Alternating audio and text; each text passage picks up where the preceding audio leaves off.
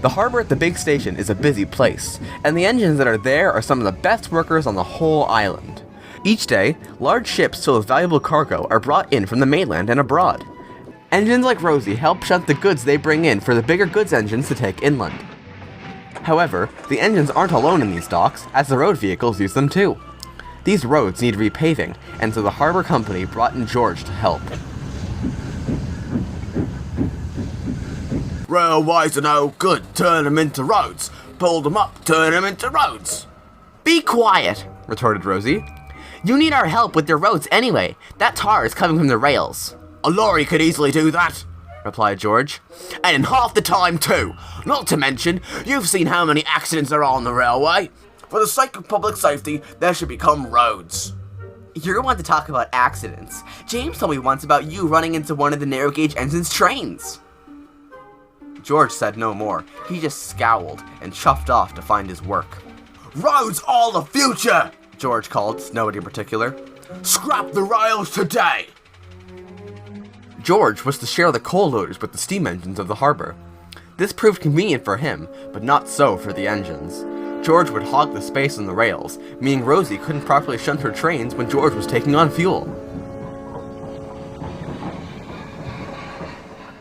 She found herself complaining to the big engines whenever they arrived. He's causing too much trouble for all of us, Rosie grumbled. Someone needs to put him in his place. Oh, don't worry about him. He's always getting into trouble because of his selfishness, Henry said. Don't I know it, Rosie said. Even the lorries hate him.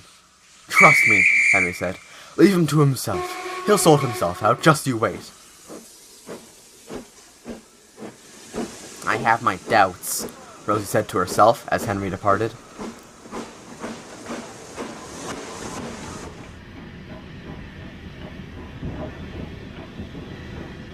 Rosie met George at the coal loader later, and George looked no less grumpy. Watch it, he snorted as Rosie came in. I'm an important steamroller, much better than you kettles. Now watch out, let me show you what a real vehicle can do. Rosie took no notice. George was surprised at Rosie's lack of response. I'll put you in your place. And almost before he finished loading, he charged Rosie. Whoa, George, called his driver, and he turned him quickly, fighting for control. George, without thinking, ran straight into a pile of coal. George sat there in bewilderment, and Rosie chuckled to herself. Well, well, George, I suppose roads really are the future. Steamrollers like you don't even have to hear someone to argue with them. Before George could reply, workmen swarmed him like flies, everyone arguing about whose fault it was. George said it was Rosie's fault for angering him. The driver said it was the harbor master's fault for leaving the truck so close to the coal stage. The workmen said it was Gerta's fault for being so careless. Rosie, however, just sat there, letting the chaos unfold around her. Just as the arguing became too much, the harbor master, Mr. Taylor, came to sort out the mess. The problem is George, he scowled. His desperation to prove himself superior to the rails this harbor relies on has done nothing but causes problems. I'd like to request that he be returned at once. The workmen stopped arguing, and set to work clearing the mess. Rosie chortled as she slipped away back into the yard.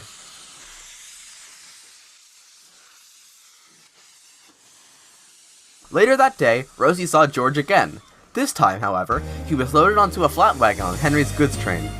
Nice try, George, said Rosie. But with you on this flatbed, I believe I'm confident in saying there's another victory for the rails. George said nothing. He just looked discontently at his roller. You'd never hear him admit it, but this situation had made him learn a valuable lesson that day.